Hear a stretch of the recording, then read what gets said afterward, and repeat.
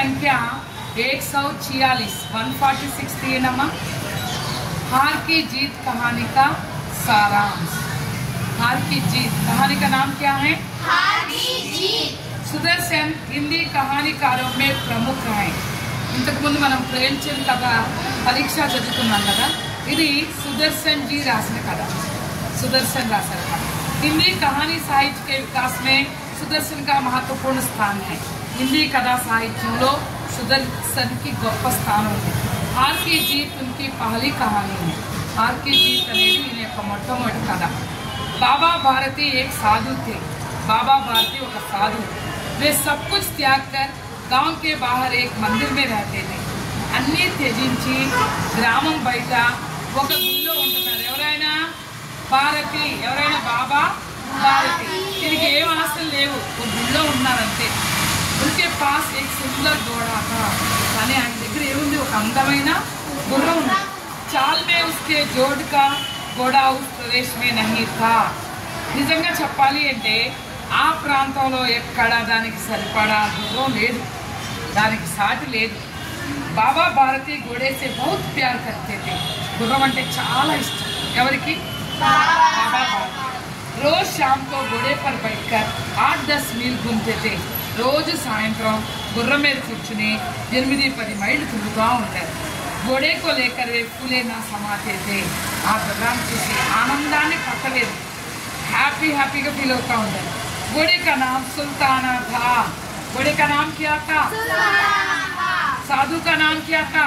बाबा भारती। ఖడ్గసింహ वहाँ का एक डाकू था। ఖడ్గసింహ అనేవాడు అక్కడ ఆ ప్రాంతంలో ఉన్న ఒక దారి దోపిడి దొంగ, బందిపోటు దొంగ। लोग उसका नाम सुनकर कांपते थे। ప్రజలు అతని పేరింటేనే చాలు వణికిపోతూ ఉంటారు। उसने सुल्तान के बारे में सुना। అతను సుల్తాన్ గురించి విన్నాడు, సుల్తాన్ గురించి విన్నాడు। एक दिन बाबा भारती के पास आया। ఒక రోజు బాబా భారతి దగ్గరికి వచ్చాడు। उसने घोड़ा देखा तो उस पर उसे बड़ा मोह आ गया। గుర్రం చూడగానే మోహం కలిగింది ఎవరికి? ఖడ్గసింహ। किसी न किसी तरह सुल्तान को अड़पने की ठान ली। ఎలాగైనా సరే ఈ గుర్రాన్ని దొంగతనం చేసేయాలనుకున్నాడు। जाते जाते उसने कहा, बाबा जी इस घोड़े को आपके पास रहने नहीं दूंगा। వెళ్తూ అన్నాడు, బాబా ఈ గుర్రాన్ని దగ్గర పెట్టండి। यह सुनकर बाबा भारती बेचैन हो गई। పాపం చాలా కంగారు పడ్డారు బాబా భారతి ఈ మాటనే కానీ। ఎందుకని? ఖడ్గసింహ అంటే అందరూ వణికిపోతారు కదా। सदा उसके मन में डर होता रहा कि कहीं ఖడ్గసింహ आकर घोड़े को ले ना जाए। ఎప్పుడు భయపడుతున్నారు పాపం, ఎప్పుడు వచ్చి గుర్రాన్ని లాక్కెళ్ళిపోతాడని భయంగా ఉంటున్నారు। यह घटना होकर कुछ समय हो गया। ఈ సంఘటన జరిగి చాలా కాలం గడిచింది, కొంచెం టైం అయింది। బాబాజీ भी इस घटना को भूल गए थे। బాబా గారు కూడా ఈ సంఘటన మర్చిపోయారు। ఏ సంఘటన? దొంగ వచ్చి బెదిరించాడు కదా, అది కూడా। एक दिन हमेशा की तरह बाबा जी शाम के वक्त घोड़े पर सवार होकर चल रहे थे। ఎప్పట్లాగానే బాబా సాయంత్రం పూట గుర్రం మీద సవారీ చేస్తూ ఉన్నారు। तब रास्ते में एक अपाहिज ने विनती की कि उसे घोड़े पर चढ़ा लिया जाए। దారిలో ఒక అపాహిజ్, ఓ అమ్మా కడుపుతో బాధపడుతున్న రోగి, ఒక పేషెంట్ వచ్చి ఏమన్నాడు? అయ్యా గుర్రం ఎక్కించుకోయ్యా। బాబాజీకు దయా आई। బాబా గారికి దయ కలిగింది। उन्होंने उसे घोड़े पर बिठाया। गुर्రం మీద కూర్చోబెట్టుకున్నాడు। वो घोड़े के लगाम पकड़कर चलने लगा। अचानक लगाम वहाँ से छूट गया। घोड़ा दौड़ने लगा।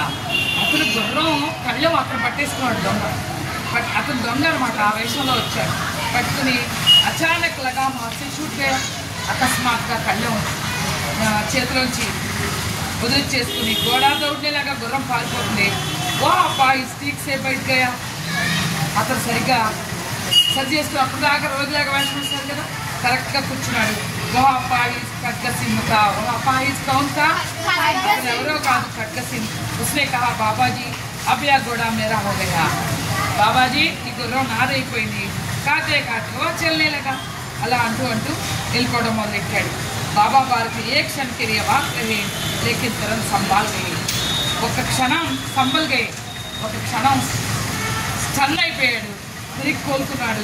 उन्होंने खड्ग सिंह को रोक कर कहा कि मानता हूँ कि यह घोड़ा तुम्हारा हो चुका. నేను ఒప్పుకున్నా ఈ గుర్రం ఇది అయిపోయింది. मैं घोड़ा नहीं मांगूंगा, నేను గుర్రాన్ని అడగట్లా. लेकिन इस घटना के बारे में किसी से ना कुछ कहना, ना कहना से कुछ ना कहना. ఈ సంఘటన గురించి ఎవ్వరితో ఏమీ చెప్పొద్దు. खड्ग सिंह ने परेशान होकर कारण पूछा. కంగారు పడ్డాడు. గుర్రం ఇచ్చేశాడు కదా బాబా భారతి, ఎందుకు చెప్పొద్దు అంటున్నారు అన్నాడు. तब बाबा भारती ने कहा कि यह बात किसी को मालूम हो जाए तो लोग किसी गरीब या अपाहिज पर विश्वास नहीं करेंगे, उन्हें उन पर दया नहीं आएगी. నేను చెప్తున్నా వాడు గుర్తుంచుకున్నామా, ఎవరైనా కానీ నువ్వు ఎవరికైనా చెప్పావనుకో ఎవరు కూడా ఇంకొకసారి పేదవాడిని కానీ రోగిని కానీ నమ్మరు. అందరూ దొంగే అనుకుంటారు, అందుకని ఎవరు సహాయం చేయడానికి ముందుకు రాదు. కాబట్టి ఈ సంఘటన గురించి ఎవరికి చెప్పదు. यह सुनकर खड्ग सिंह की आंखें खुल गई. विनगाने ज्ञानोदय కలిగింది. ఎవరికి? वो बाबा भारती के उच्च विचार के सामने एकदम हार गया. అతని యొక్క ఉన్నతమైన ఆశయాల ముందు ఒక్కసారి ఓడిపోయాడు. ఎవరు? वो उसी दिन घोड़े को अस्तबल में छोड़कर चला गया. అదే రోజు బాబా భారతి గుర్రపుశాలలో గుర్రాన్ని కట్టేసి తిరిగి సుల్తాన్ को पाकर बाबा भारती बेहद खुश हुए. అంతులేని ఆనందాన్ని పొందారు. ఎవరు?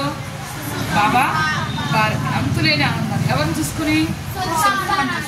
और सजल नेत्रों से कहने लगे अब गरीबों की सहायता से कोई मुन्ना बोलना.